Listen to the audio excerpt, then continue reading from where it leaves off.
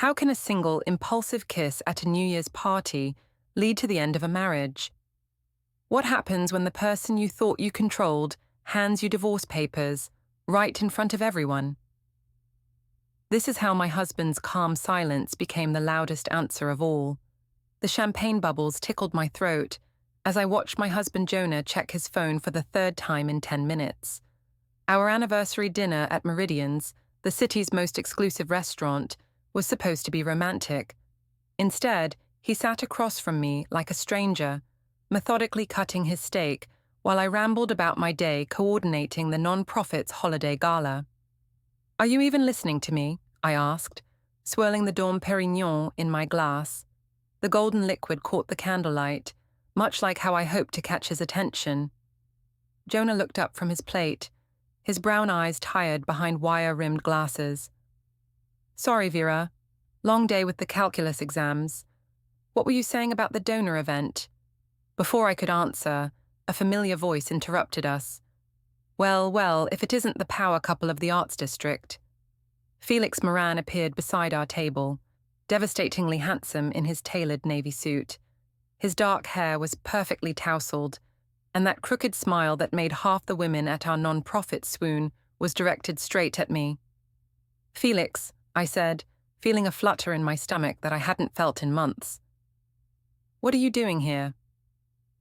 "Meeting some potential sponsors for the literacy program," he said, his eyes lingering on my emerald dress. "You look absolutely stunning tonight, Vera. That color brings out your eyes." I felt myself blush, acutely aware that Jonah had received the same dress with barely a grunt of acknowledgement when I'd modeled it for him earlier.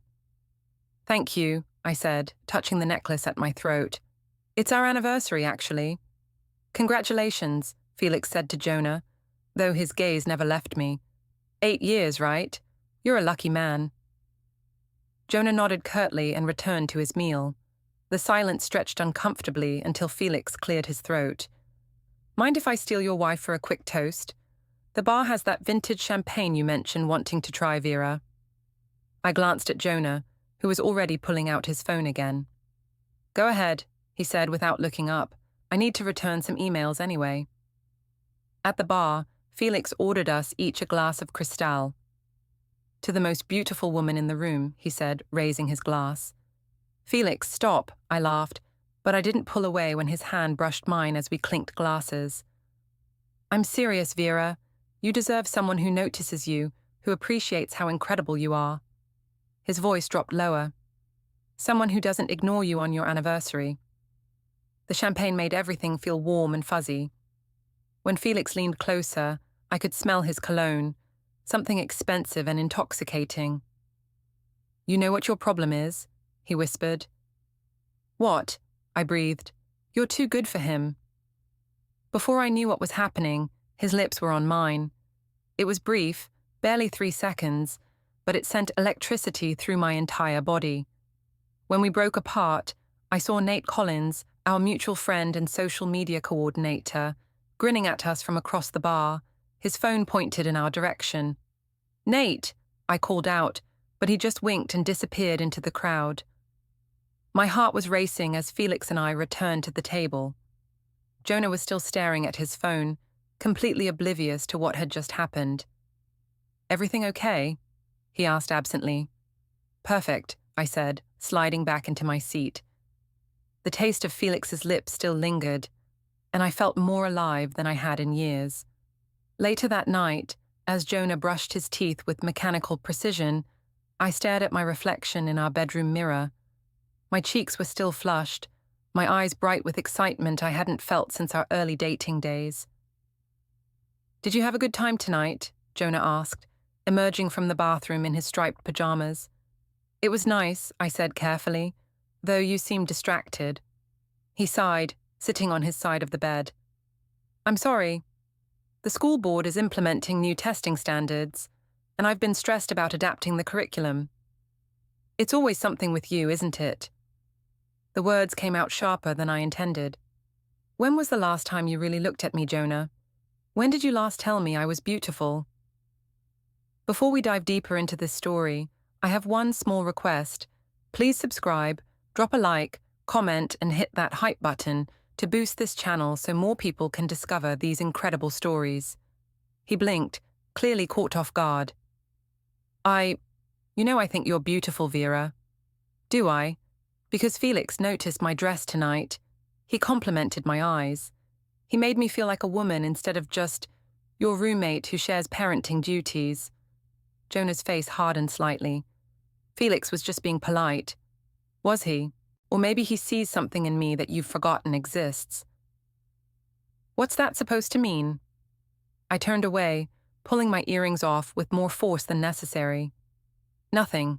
Forget I said anything. But I couldn't forget. As Jonah fell asleep beside me, I replayed the kiss over and over in my mind. For the first time in years, someone had made me feel desired, appreciated, alive, and I wanted more. The next morning, I woke to find 17 notifications on my phone. Nate had posted the photo from the bar, Felix and me laughing together, our faces close, my hand on his arm. The caption read, "New Year's Eve magic at Meridian's. Me's power couple. Ne's new beginnings." My stomach dropped. In the photo, you could clearly see Jonah in the background, hunched over his phone, completely unaware of his wife flirting with another man just 20 feet away. "Shit," I whispered, quickly checking the comments. Most were harmless, hearts and fire emojis from friends, but a few made my blood run cold. "Where's hubby?" wrote Sarah from accounting. "Trouble in paradise?" posted someone I didn't recognize. "Get it, girl." Marina, my closest friend, had commented with a string of champagne emojis. I deleted the post from my timeline and blocked Nate, but the damage was done. By the time Jonah left for school and I dropped Maya at her elementary school, my phone was buzzing constantly with texts and calls. At the non-profit office, the whispers started immediately. I held my head high as I walked to my desk, pretending not to notice how conversation stopped when I passed. "Rough night?" asked Janet from development, her voice dripping with false concern. "I have no idea what you mean," I replied coolly, settling into my chair and opening my computer. But my hands were shaking as I typed. The photo was still circulating on social media, shared by people I barely knew. Some comments were supportive, calling me a queen and praising my confidence. Others were less kind. Around noon, Felix appeared at my desk with 2 coffee cups and that same devastating smile. "Thought you might need some caffeine," he said, setting a latte in front of me. "Extra shot, just how you like it." "Felix, about last night." "Was perfect," he interrupted, perching on the edge of my desk. "You looked so happy, Vera, so free. When was the last time your husband made you smile like that?" I glanced around the office, aware of the stares. "People are talking." "Let them talk. You're a grown woman who deserves to feel appreciated." He leaned closer, lowering his voice. "Life's too short to settle for mediocrity." Despite my anxiety about the photo, I felt that same electric thrill from the night before. Felix was right. When had Jonah last made me feel this way? When had he last looked at me like I was the most interesting person in the room? "I should get back to work," I said, but I didn't pull away when Felix's fingers brushed mine as he handed me the coffee.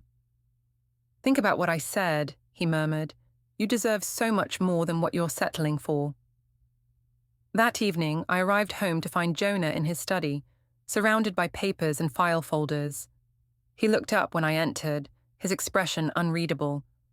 "We need to talk," he said quietly. My heart began to race. "About what?" "About the photo Nate posted. About you and Felix." I forced myself to laugh. "Oh, that. It was nothing, Jonah. Just friends having fun at the bar. You were right there." "I was on a work call. I didn't see you kissing him." "Kissing?" I scoffed. "It wasn't a kiss. We were just talking, and the photo made it look like something it wasn't. You know how angles can be deceiving." Jonah studied my face for a long moment. "So nothing happened between you and Felix?" "Of course not. God, Jonah, do you really think so little of me?" I moved closer, placing my hand on his shoulder. I'm married to you, I love you. One harmless photo doesn't change that. But even as I said the words, I could feel the lie burning in my throat. Because it hadn't been harmless, it had been the most alive I'd felt in years, and I was already craving more. Jonah seemed to relax slightly. I'm sorry. I guess I'm just feeling insecure. You looked so happy with him. I was being polite to a colleague, but if it bothers you, I'll keep my distance. It was another lie, and we both knew it. But Jonah wanted to believe me, so he nodded and turned back to his papers.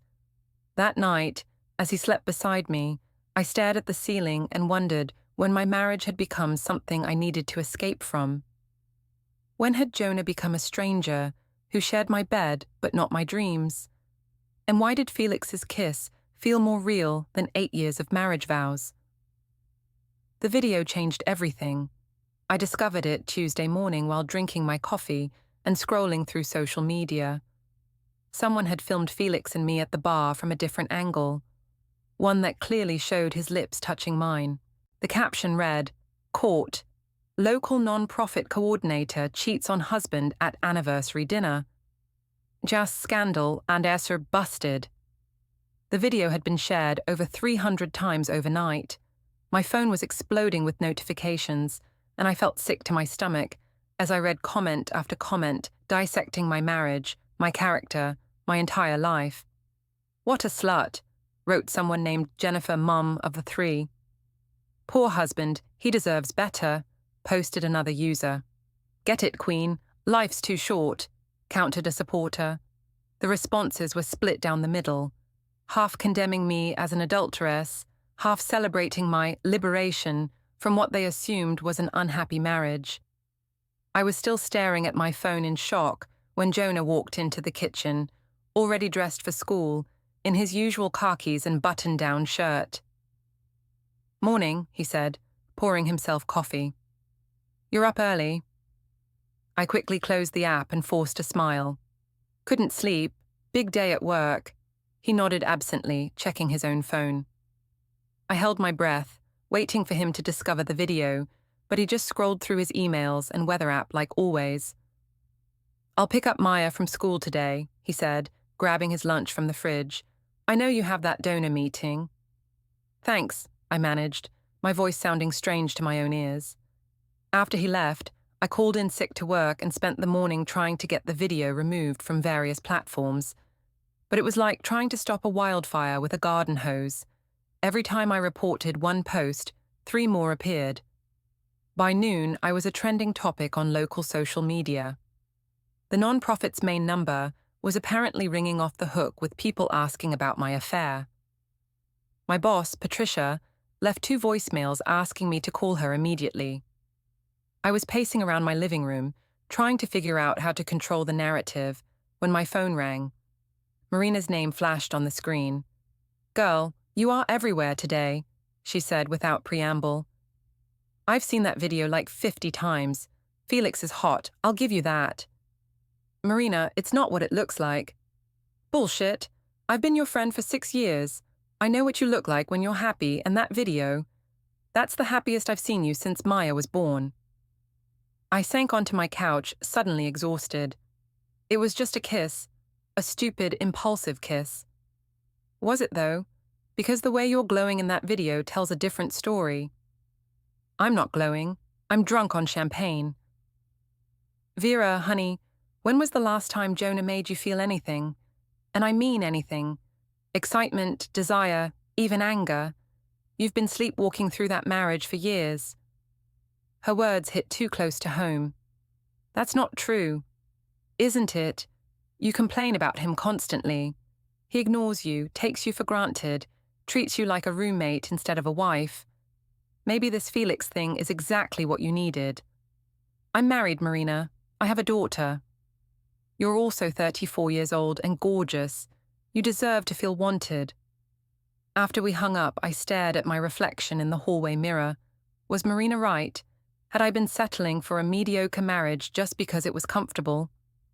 My phone buzzed with a text from Felix. "Saw the video. You okay? Want to talk?" Before I could second-guess myself, I typed back, "Coffee, Usual place in an hour. The usual place was a small cafe downtown where we'd started meeting occasionally over the past few months to discuss work projects. Nothing inappropriate, just two colleagues grabbing coffee and talking about donor strategies and event planning. But today felt different. Today, everyone knew about the kiss.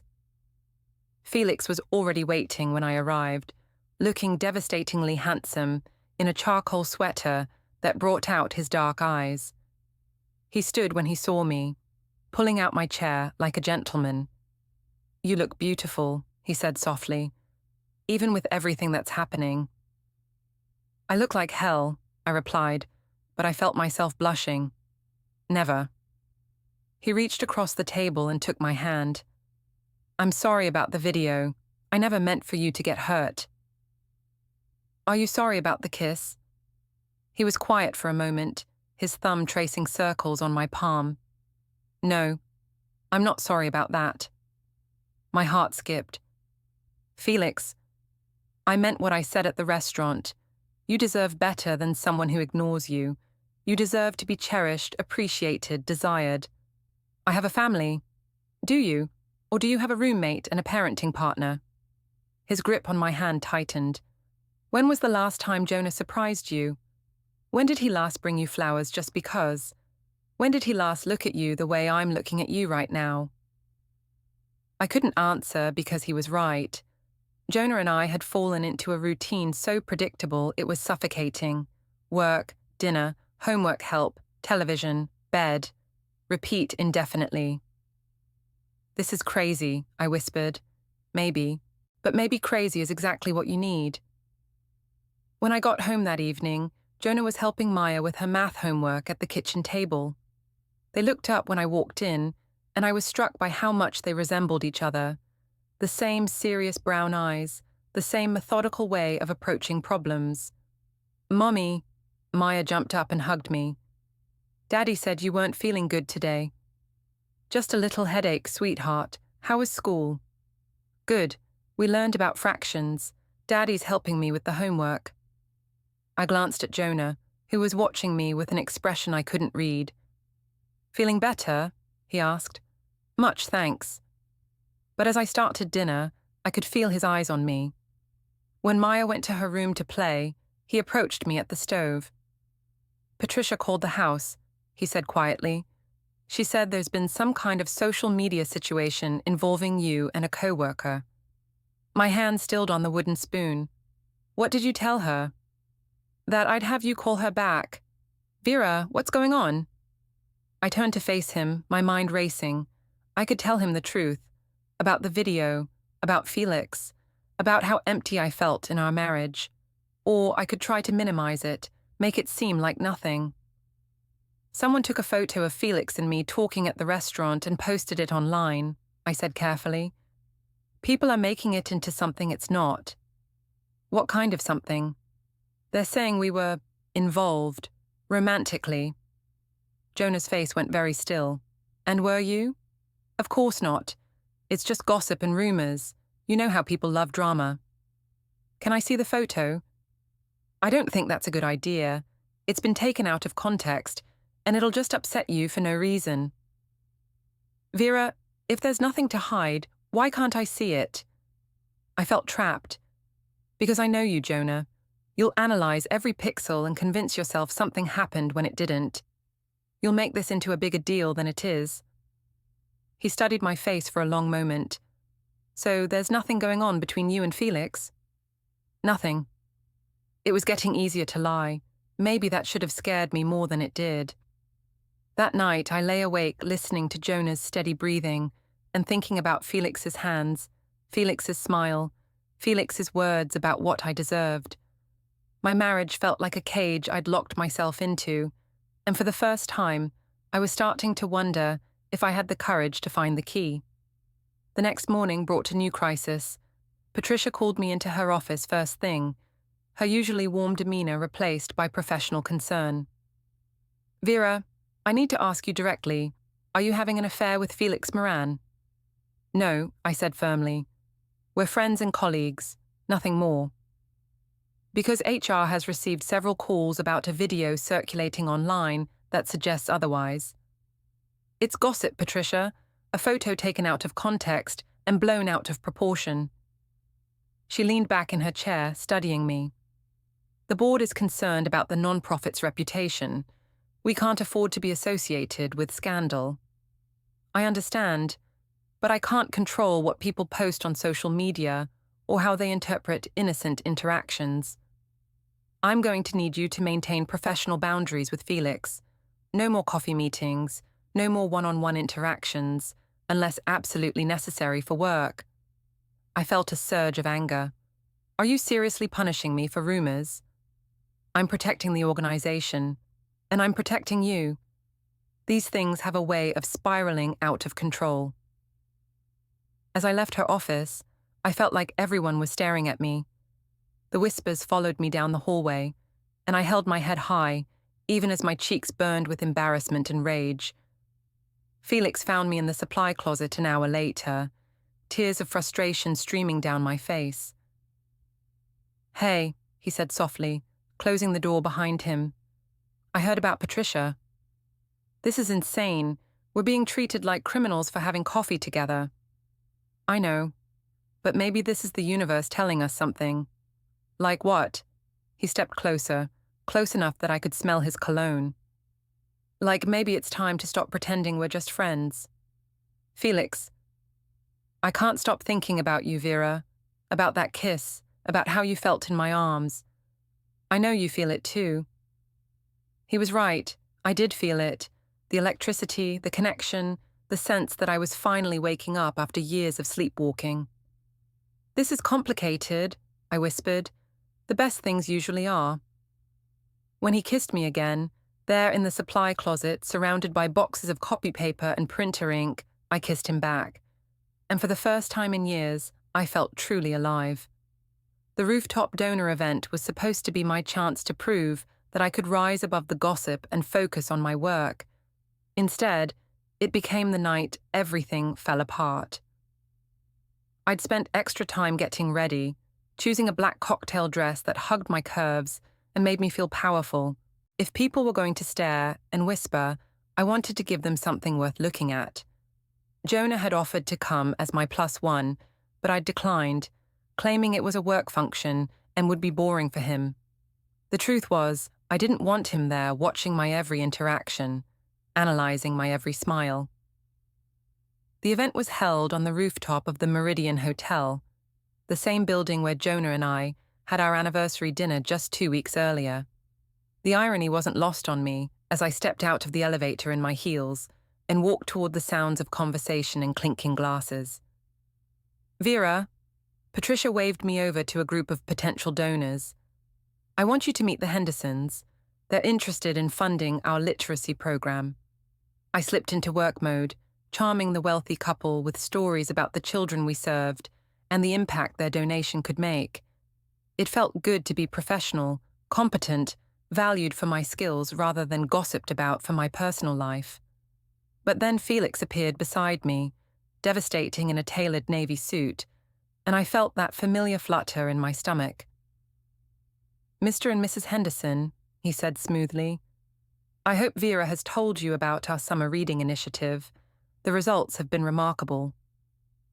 As he launched into statistics about improved reading scores, I found myself watching the way his hands moved when he talked, remembering how those hands had felt on my waist in the supply closet 3 days earlier. We'd been meeting almost daily since then. Quick coffee runs, stolen moments in empty conference rooms, increasingly intimate conversations about our dreams and frustrations. Nothing had happened beyond kissing, but the tension was building like a storm about to break. "That's fascinating," Mrs. Henderson was saying. "You two make quite a team." "We do," Felix agreed, and I felt his fingers brush against mine as he reached for his wine glass. The Hendersons moved on to speak with other staff members, leaving Felix and me alone by the railing, overlooking the city lights. "You look incredible tonight," he murmured, standing close enough that his shoulder touched mine. "Thank you. You clean up pretty well yourself." "Dance with me." "Felix, we can't. People are already talking." Let them talk. One dance won't kill anyone. The string quartet was playing something soft and romantic, and several couples were swaying on the small dance floor. It would look innocent enough, just two colleagues being social at a work event. But the moment his arms went around me, I knew it was a mistake. The way he held me, the way he looked into my eyes, the way his thumb traced small circles on my lower back, none of it was innocent. "You feel so good," he whispered against my ear. "Felix, stop. People are watching." "I don't care. Do you know how hard it's been, pretending we're just friends, sitting in meetings with you, watching you laugh and smile, wanting to touch you and not being able to?" His words sent heat through my entire body. "We can't do this here." "Then where? When? I'm tired of hiding how I feel about you." Before I could answer, I spotted Nate across the dance floor, his phone pointed in our direction again. He gave me a little wave and a knowing smirk. "Shit," I muttered, pulling back from Felix. "Nate's recording us." "So what? We're dancing at a work event. There's nothing scandalous about that." But there was something scandalous about the way Felix's hand was resting on my hip, about how close we were standing, about the intimate way we were looking at each other. The camera would capture all of it. I excused myself and went to the ladies' room, needing a moment to collect myself. My reflection stared back at me.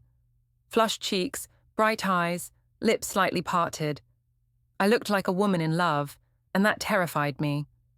When I returned to the party, I tried to maintain distance from Felix, focusing on other donors and staying close to Patricia. But my eyes kept finding him across the room, and every time our gazes met, I felt that same electric jolt. Around 10 o'clock, as the event was winding down, Felix cornered me by the elevator. "Come home with me," he said quietly. "What?" "My apartment is 10 minutes away. Come home with me tonight." My heart was racing. "I can't. I'm married. I have a daughter." "Jonah thinks you're working late. Maya's asleep. No one has to know." "I would know." Would that be such a terrible thing? Finally admitting what we both want. The elevator doors opened, and several other people got on. We rode down in silence, standing on opposite sides of the car, but I could feel the tension crackling between us like electricity. In the lobby, as people said their goodbyes and headed to their cars, Felix caught my hand. "I'm not giving up on this," he said. "On us. You deserve to be happy, Vera. You deserve to feel alive." I drove home in a daze, my hands shaking on the steering wheel. When I pulled into our driveway, I saw that the lights were still on in Jonah's study. He was probably grading papers or working on lesson plans, lost in his own world as usual. I sat in my car for a moment, staring at our house. The house we'd bought when Maya was 2, full of hopes and dreams for our future together. When had it started feeling like a prison instead of a home? Inside, I found Jonah exactly where I'd expected, surrounded by student tests and his red grading pen. "How was the event?" he asked without looking up. "Good. We raised about $15,000. "That's great." He made a note on a paper and moved to the next one. "Maya went down around 8. She wanted you to read to her, but I explained you were working." "I'm sorry. I'll make it up to her tomorrow." "She understands. She's proud of her mum for helping kids learn to read." The casual way he said it, the assumption that I was a good mother, a good person, someone worthy of our daughter's pride, made me feel sick with guilt. "I'm going to take a shower," I said. "Okay, I'll be up soon." But when I came out of the bathroom 20 minutes later, he was still in his study. I lay in our bed alone, staring at the ceiling and thinking about Felix's invitation. What would have happened if I'd said yes? What would it have felt like to finally stop fighting the attraction and give in to what I wanted? The next morning brought a new nightmare. Nate had posted a video from the donor event with the caption, "When work events get steamy. Just an office romance, get a room." The video showed Felix and me dancing, and while it wasn't explicitly inappropriate, the chemistry was undeniable. The way we looked at each other, the way his hand lingered on my back, the intimate conversation we were clearly having. It all painted a picture of two people who were definitely more than colleagues. The comments were brutal. Disgusting. That poor husband. She's not even trying to hide it anymore. Home wrecker. Get it, girl. Life's too short for boring marriages. Someone should send this to her husband. That last comment made my blood run cold. What if someone did send it to Jonah? What if he saw the video and realized I'd been lying to him? I was still panicking when my phone rang. My mother's name appeared on the screen. "Vera, honey, I need to talk to you," Rosa said without preamble. "Your cousin Elena sent me a video from the internet. What's going on with you and this Felix person?" "Mom, it's not what it looks like. It looks like you're having an affair." "I'm not having an affair. We're friends. We work together. People are making something out of nothing." "Baby, I've been married for 35 years. I know what attraction looks like, and that video shows a woman who's attracted to a man who isn't her husband." I felt tears prick my eyes. "Mom, my marriage it's complicated." "Marriage is always complicated. That doesn't mean you throw it away for some excitement." "You don't understand. Jonah and I were like strangers living in the same house. We barely talk, we never touch, we have nothing in common anymore except Maya." "So you fix it. You go to counseling. You work on it. You don't run around with other men and embarrass your family." "I'm not running around." "Vera Elena Irene, I raised you better than this. You made vows to that man. You have a daughter who needs stable parents. Whatever problems you're having with Jonah, this isn't the solution." After she hung up, I sat in my car in the non-profit parking lot and cried. My mother was right. I was embarrassing my family, jeopardizing my daughter's stability, destroying my marriage for what? A few stolen kisses and the thrill of feeling desired. But when Felix appeared at my car window, looking concerned and gorgeous, and everything Jonah wasn't, I unlocked the doors and let him in. "I saw the video," he said softly. "I'm sorry. I never meant for you to get hurt." "Everyone's talking about us. My mother called. People are saying horrible things. People always judge what they don't understand. They see a woman choosing happiness over obligation, and it threatens them. Is that what I'm doing? Choosing happiness?" He reached over and took my hand. "Aren't you?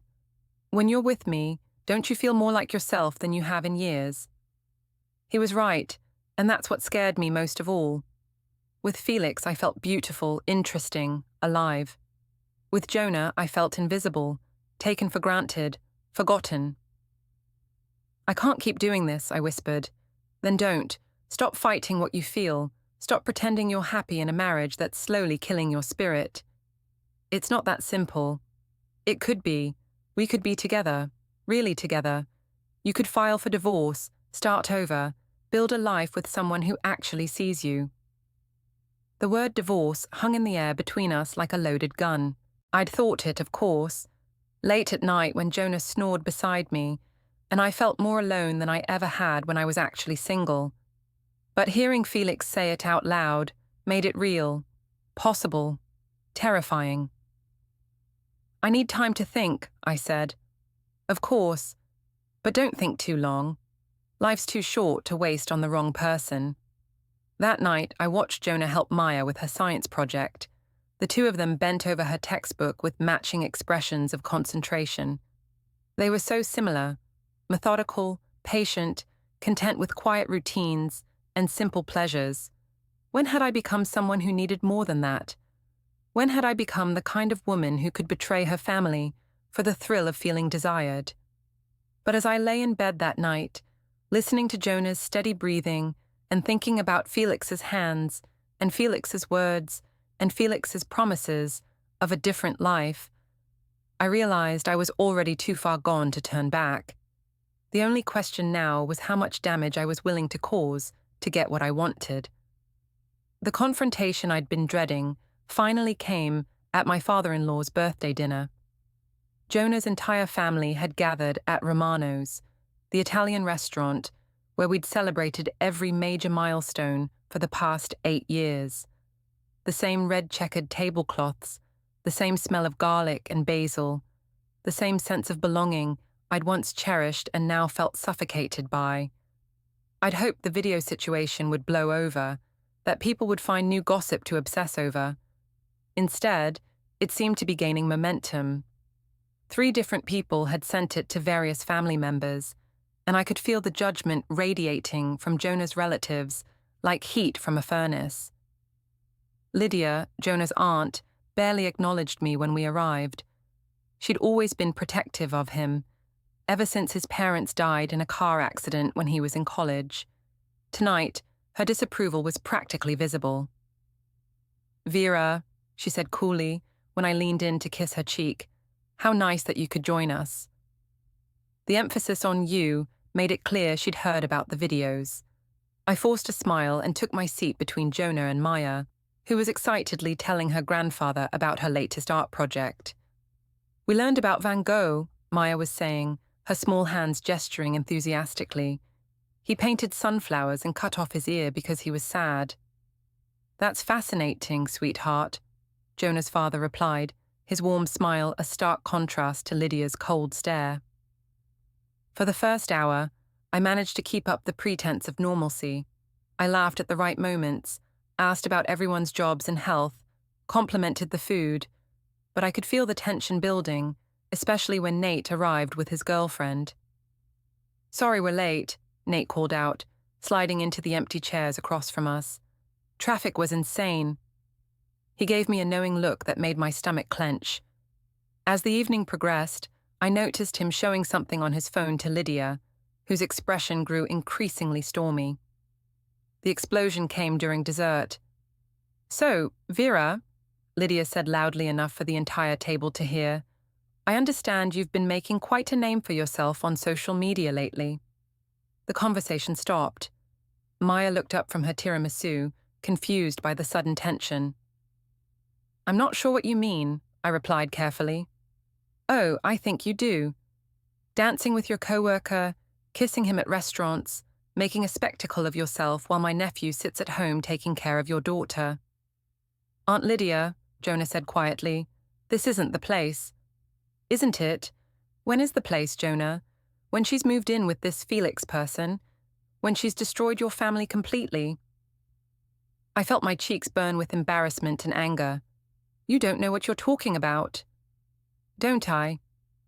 "I've seen the videos, dear. We all have. The whole family is talking about how Jonah's wife is carrying on with another man." "Mommy," Maya's small voice cut through the tension, "what's Aunt Lydia talking about?" I looked at my daughter's confused face and felt something break inside me. "Nothing, sweetheart. Adult stuff." "It's not nothing," Lydia continued, clearly on a roll. "It's about respect and commitment and honoring your marriage vows. Things that apparently don't mean much to your mother." "That's enough," I snapped, standing up so quickly my chair scraped against the floor. "You have no right to judge me or my marriage. You don't know anything about my life. I know you're cheating on my nephew." "I'm not cheating. I danced with a colleague at a work event. I had a conversation with a friend at a restaurant. If that's cheating in your narrow little world, then half the married people in America are adulterers." But even as I said it, I knew how hollow it sounded. The videos showed more than innocent friendship, and everyone at the table knew it. "Vera," Jonah's father said gently, "maybe we should all calm down." "No, I'm tired of calming down. I'm tired of being attacked for living my life. I'm tired of being treated like I'm some kind of criminal because I have friends and interests outside my marriage." "Friends don't look at each other the way you and Felix look at each other," Lydia shot back, "and they certainly don't kiss at anniversary dinners." Maya started crying. The sound cut through my rage like a knife, and I immediately knelt beside her chair. "It's okay, baby. The grown-ups are just having a disagreement." "Are you and Daddy getting divorced?" she whispered. The question hung in the air like a bomb waiting to explode. I looked up at Jonah, whose face had gone completely pale. "Of course not," I said quickly. "Daddy and I love each other very much. We're just working through some things." But Maya wasn't stupid. She'd heard the arguments, felt the tension, seen me coming home late more and more often. And now she was watching her family tear itself apart in a public restaurant. "I want to go home," she said, still crying. Jonah stood up, his movements careful and controlled. "We should leave." As we gathered our things, I could feel the entire restaurant staring at us. The family at the next table had clearly heard every word of Lydia's accusations. The waitress looked uncomfortable as she brought our check. Even the hostess watched us leave with curious eyes. In the car, the silence was deafening. Maya had fallen asleep in her car seat, exhausted by the emotional drama. Jonah drove with both hands gripping the steering wheel, his jaw clenched tight. "I'm sorry," I said finally. "I didn't mean for that to happen." "Didn't you? You've been flaunting this thing with Felix for weeks. What did you think would happen?" "There's nothing to flaunt. Lydia is a bitter old woman who loves me and is trying to protect me from my wife's affair." The word affair hit me like a slap. "I'm not having an affair." "Aren't you? Because from where I'm sitting, it sure looks like you are." I turned to stare out the window, watching the familiar streets of our neighborhood blur past. "You wouldn't understand. Try me." "When was the last time you looked at me, Jonah? Really looked at me, not just glanced up from your phone, or your papers, or your computer?" "I look at you every day." "No, you see me. There's a difference. When was the last time you told me I was beautiful? When did you last ask about my dreams, my fears, my hopes for the future? I ask about your work all the time." "My work, yes. But what about me? What about the woman you married, not just the mother of your child and the person who shares your mortgage?" He was quiet for a long moment. "I didn't realize you felt neglected." "I've been feeling neglected for years. I've been drowning in our routine, suffocating in our predictability. And then Felix came along, and for the first time in forever, I felt seen. I felt desired. I felt alive." "So you decided to have an affair." "I decided to remember who I used to be before I became half of a couple that barely communicates." We pulled into our driveway, and Jonah turned off the engine. In the sudden silence, I could hear Maya's soft breathing from the back seat. "What do you want from me, Vera? You want me to be someone I'm not? You want me to suddenly become this romantic, passionate guy who sweeps you off your feet every day?" "I want you to want to be that guy. I want you to care enough about our marriage to try. And if I don't, if I can't be what you need—" The question hung between us like a challenge. I thought about Felix, about his promises of a different life, about the way he made me feel when he looked at me. "I don't know," I whispered. That night, after we'd put Maya to bed and gone through our usual bedtime routine, Jonah surprised me by coming to sit on my side of the bed. "I love you," he said quietly. "I know I'm not good at showing it, but I do. You're the mother of my child, my partner, my best friend. Best friends don't ignore each other. You're right, I've been taking you for granted. I got comfortable, complacent. I assumed you knew how I felt without me having to say it. I need more than assumptions, Jonah. I need to feel wanted, appreciated, desired. Then help me. Tell me what you need. Show me how to be better." For a moment, I felt a flicker of hope. Maybe we could fix this. Maybe I could end things with Felix and focus on rebuilding my marriage. But then I thought about Felix's hands, Felix's kiss, Felix's words about what I deserved, the passion, the excitement, the feeling of being truly alive for the first time in years. "I'll try," I said, but the words felt like ash in my mouth. Because the truth was, I didn't want to help Jonah become someone else. I wanted to be with someone who already was everything I needed. I wanted to be with Felix. And that realization terrified me more than anything else that had happened. The next morning, I woke to find Jonah already gone. He'd left a note on the kitchen counter. "Early meeting at school. We'll pick up Maya after work. We'll talk tonight. J." The formality of the note, the way he'd signed it with just his initial, like a business memo, told me everything I needed to know about the state of our marriage.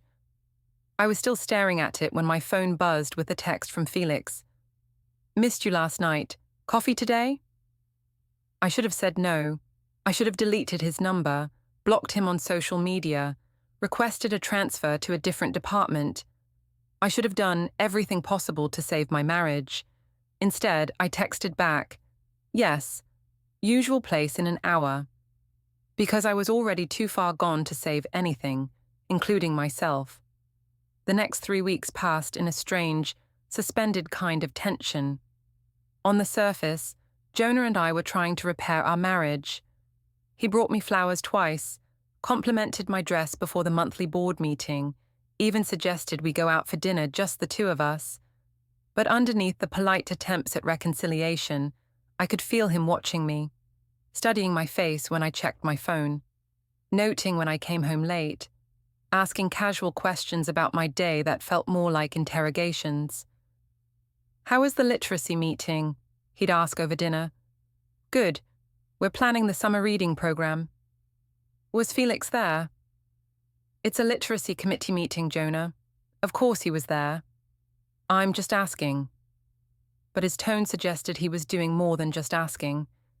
He was cataloguing my answers, filing them away, building some kind of case in his methodical teacher's brain. I tried to end things with Felix. I really did. After the disaster at Romano's, after seeing Maya's tears and Jonah's pain, I'd resolved to be a better wife and mother. But Felix made it impossible. He'd appear at my office door with coffee and that devastating smile. He'd brush past me in the hallway, his hand briefly touching my back. He'd send me texts throughout the day. Nothing explicitly inappropriate, just friendly messages that reminded me he was thinking about me. "Hope your presentation goes well today. You're going to be amazing." F. Saw an article about the Van Gogh exhibit downtown. Thought you might be interested. F. Beautiful day, isn't it? Makes me think of beautiful people. F. Each message was like a small flame, keeping the attraction burning even as I tried to douse it with guilt and good intentions. The breaking point came on a Thursday afternoon. I was working late, trying to finish grant applications before the deadline, when Felix knocked on my office door. "Hey," he said softly, "you've been avoiding me."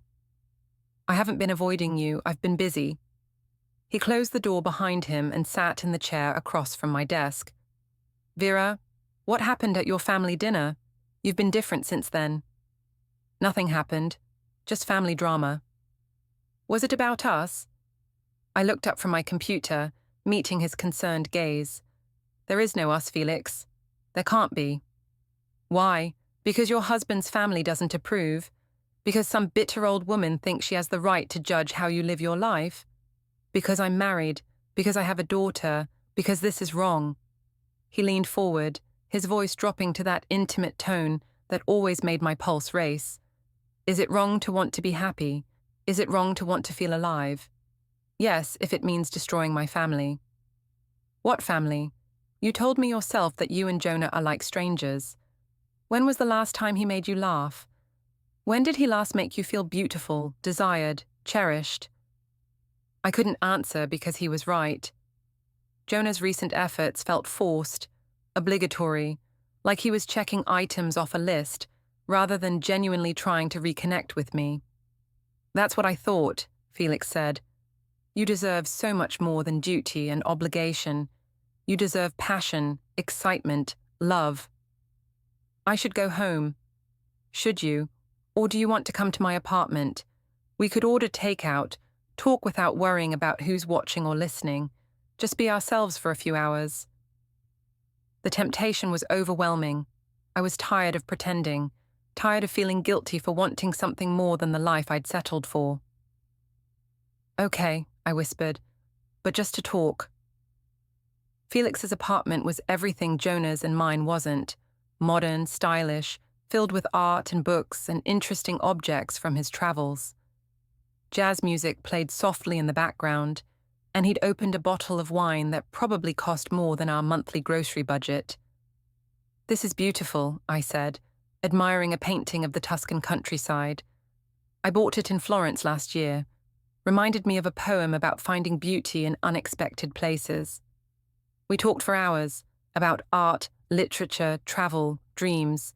Felix told me about his childhood in Chicago, his failed engagement to a woman who wanted him to be someone he wasn't, his hopes of starting his own consulting firm someday.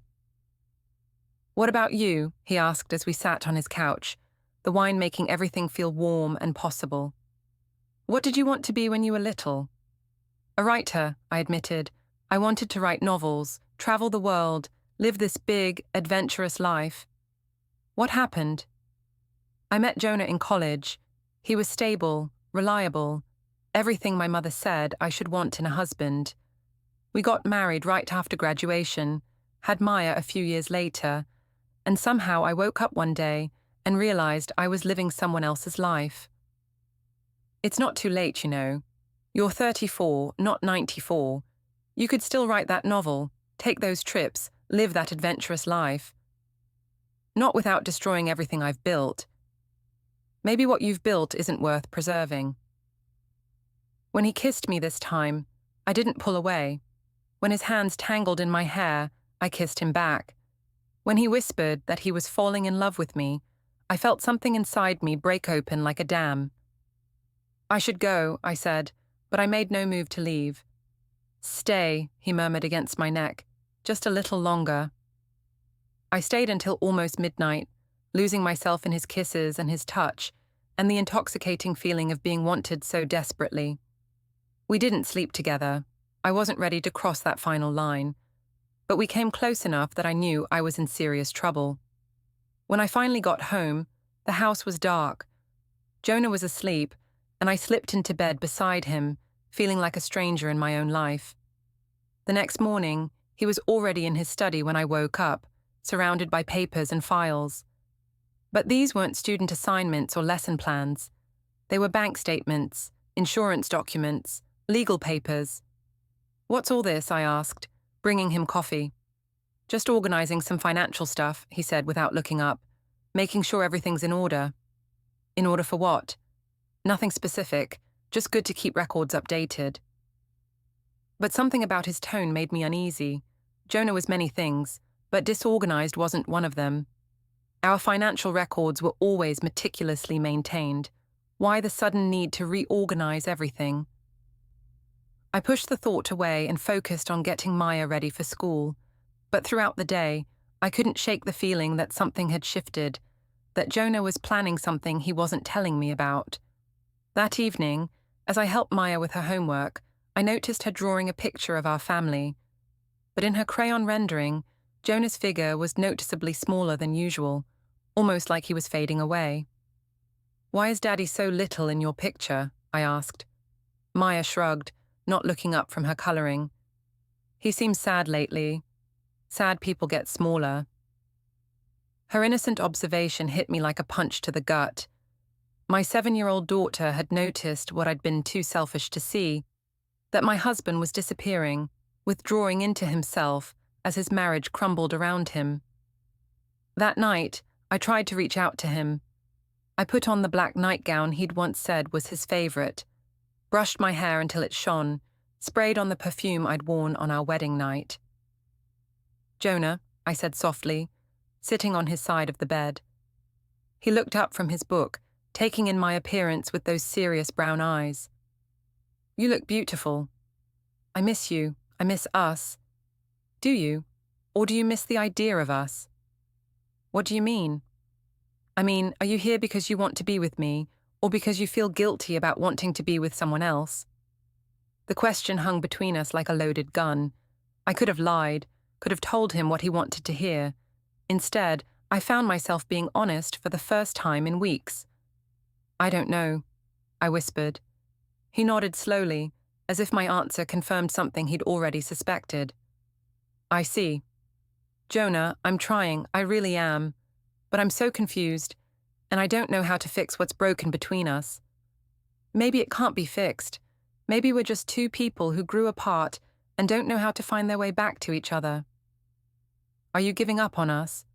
Are you?" I wanted to say no, wanted to fight for our marriage and our family. But when I thought about Felix, about the way he made me feel, about the life he was offering me. I couldn't form the words.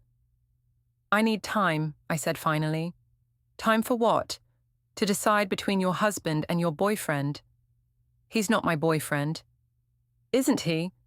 Because from where I'm sitting, it sure looks like you're having an emotional affair at minimum." "I haven't slept with him. Yet." The word hung in the air between us, loaded with accusation and resignation. Because we both knew he was right. I hadn't crossed that line yet, but I was teetering on the edge, and it was only a matter of time. "I'm going to sleep in the guest room tonight," Jonah said quietly. "I think we both need some space to figure out what we want." As I watched him gather his pillow and leave our bedroom, I felt something fundamental shift in our relationship. We'd crossed a line we couldn't uncross, acknowledged truths we couldn't take back, and somewhere in the back of my mind, a small voice whispered that this was exactly what I'd wanted all along. Permission to stop pretending, stop fighting my feelings, stop trying to be someone I wasn't. The next morning, I woke up alone and reached for my phone to text Felix. "Can we talk today? I think I'm ready to stop running from this." His response came back immediately. "I've been waiting for you to say that. Come over tonight. We'll figure out what comes next." As I got dressed for work, I caught sight of myself in the mirror. My cheeks were flushed, my eyes bright with anticipation. I looked like a woman on the verge of changing her entire life. And for the first time in weeks, that didn't scare me.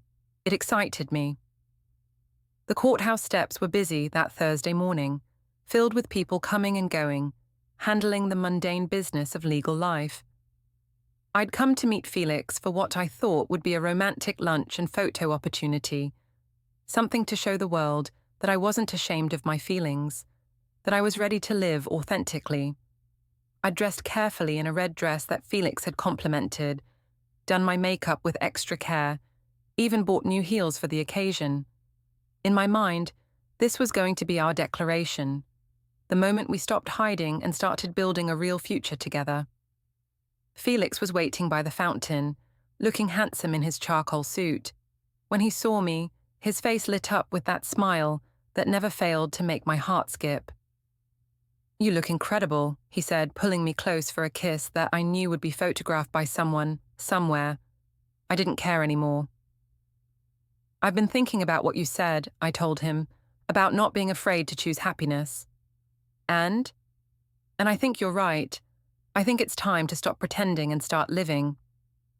He spun me around, laughing, and I felt giddy with the freedom of finally admitting what I wanted. We were taking selfies by the fountain, planning our afternoon, talking about the future, when I heard a familiar voice behind me. "Vera." I turned to find Jonah standing 10 feet away, looking calm and composed in his best navy suit. Beside him was a man I didn't recognize, older, professional-looking, carrying a leather briefcase. "Jonah," I said, my heart suddenly racing, "what are you doing here?"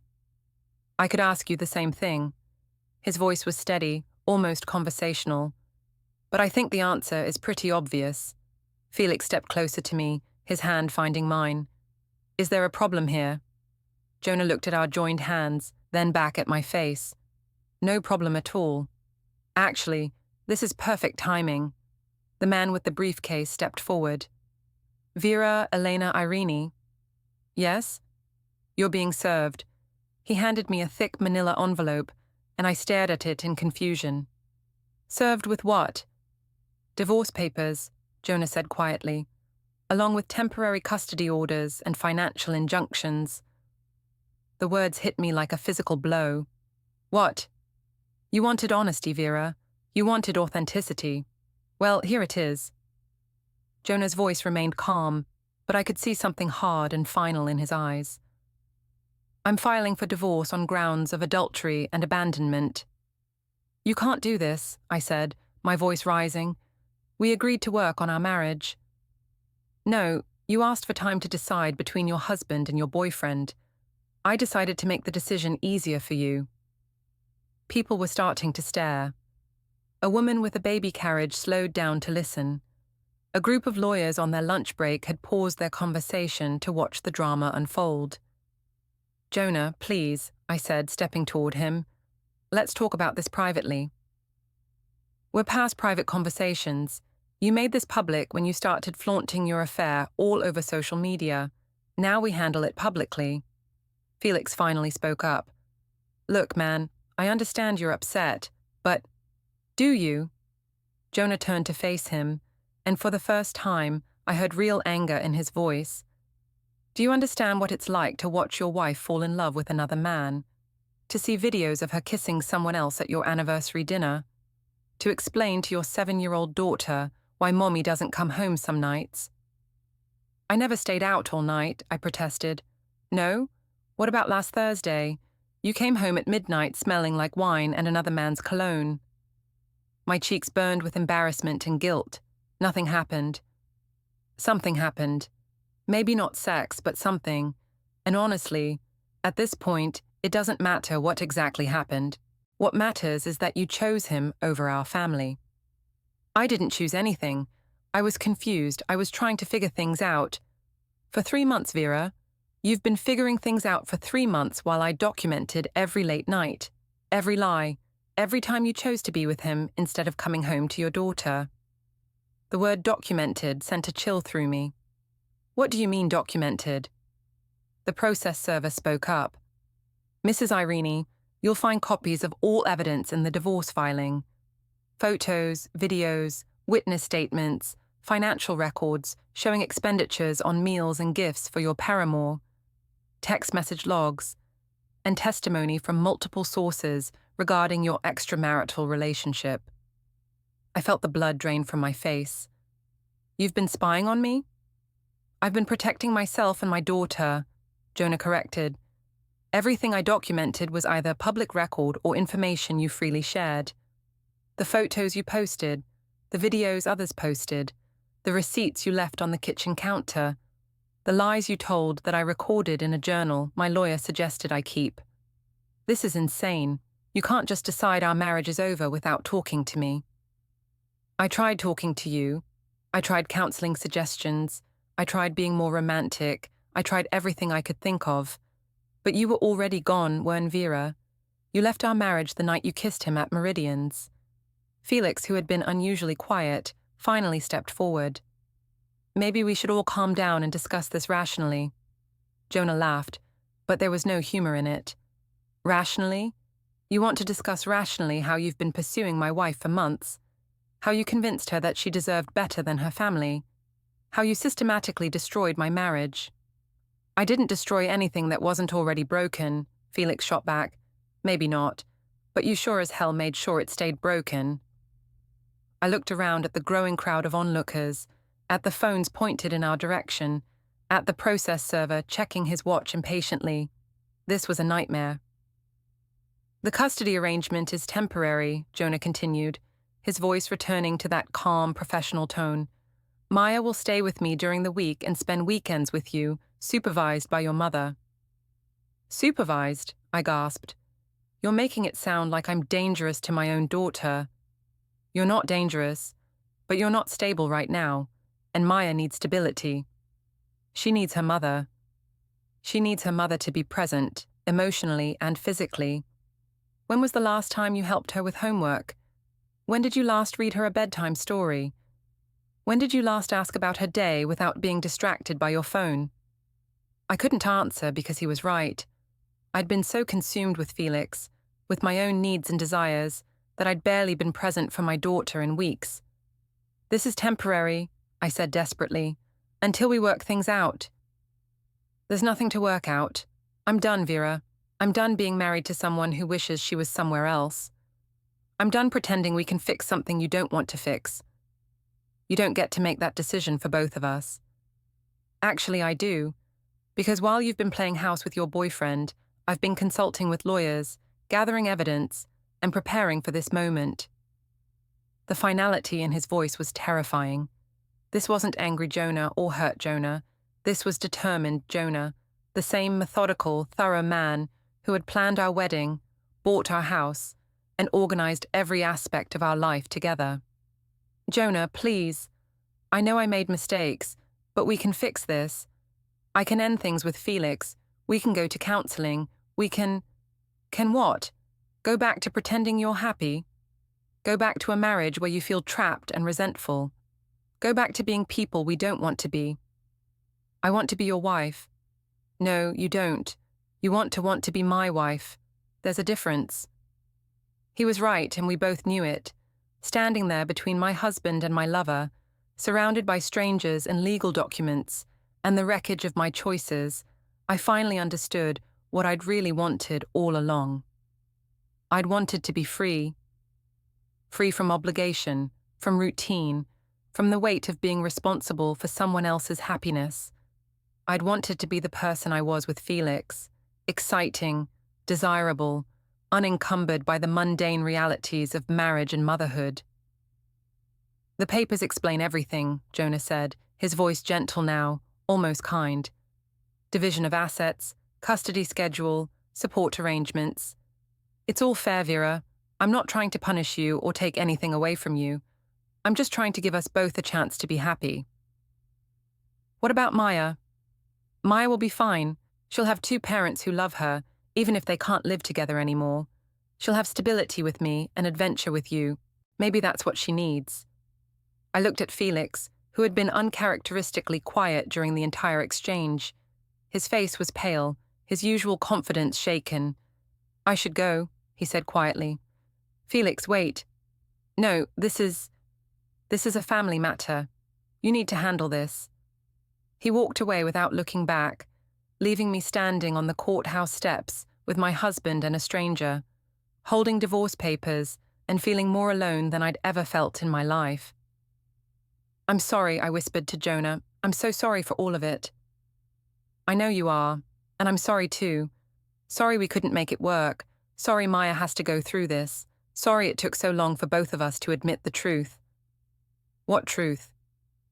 That we stopped being happy together a long time ago. We just didn't have the courage to admit it until you found someone who made you remember what happiness felt like. He was right. Standing there in the afternoon sun, surrounded by the debris of our marriage, I finally understood that this wasn't really about Felix. Felix had just been the catalyst, the excuse I'd needed to blow up a life that had stopped fitting me years ago. What happens now? I asked. Now you sign the papers, we divide up our stuff, and we figure out how to be good co-parents instead of miserable spouses. And if I don't sign? Then we go to court, and everything I've documented becomes public record. Every photo, every video, every lie, every night you chose him over your family. Is that really what you want? I thought about Maya, about protecting her from the ugliness of a public custody battle. I thought about my job, my reputation, my family's reaction to seeing all my mistakes laid out in legal documents. I'll sign, I said quietly. Jonah nodded, and for a moment I saw a flash of the man I'd fallen in love with in college, kind, understanding, decent. For what it's worth, he said, I hope you find what you're looking for. I hope Felix makes you happy. Jonah, take care of yourself, Vera, and be good to Maya. She needs her mom, even if her mom needs to figure some things out first. He walked away then, leaving me standing on the courthouse steps with a manila envelope full of legal papers and the sudden, crushing realization that I'd gotten exactly what I thought I wanted, and it felt nothing like I'd imagined it would. As I walked to my car, my phone buzzed with notifications. Someone had filmed the entire confrontation and posted it online. The comments were already pouring in. Karma is real. Poor guy, he deserves better. She got what was coming to her. Plot twist, didn't see that coming. I sat in my car for a long time, staring at the divorce papers and thinking about the choices that had led me here. In the space of 6 months, I'd gone from being a wife and mother to being a cautionary tale, a viral video, a woman who'd thrown away her family for a man who'd walked away the moment things got complicated. My phone rang. Maya's school was calling. Mrs. Irene, this is Principal Martinez. Maya's father called and said there's been a change in pickup arrangements. He'll be collecting her today, and you'll see her this weekend. Yes, I said, my voice barely a whisper. That's correct. Is everything all right? Maya seemed upset during afternoon classes. Everything's fine, just some family changes we're working through. But everything wasn't fine. Everything was broken, and I was the one who'd broken it. As I drove home to an empty house, I realized that I'd spent so much time running towards something I thought I wanted that I'd never stopped to consider what I'd be running away from. Now I knew, and it was too late to go back.